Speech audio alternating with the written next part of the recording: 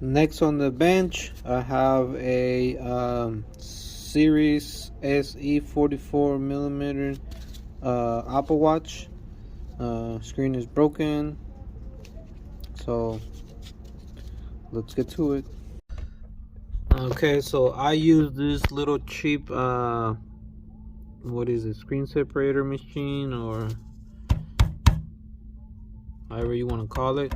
So it's heating up right now, so let's let it heat up.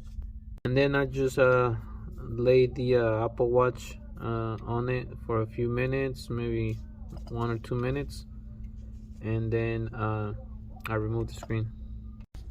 Okay, so once you take the screen off the little frame and you lift it up, and there is about 1, 2, 3, 4, 5 connectors.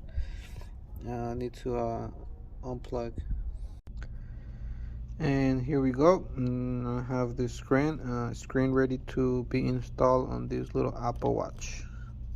Here we go. Okay, so just testing this little Apple Watch. It looks like everything is good. Okay, so this is the end result for this little Apple Watch. You guys can see it's ready to go. On to the next one.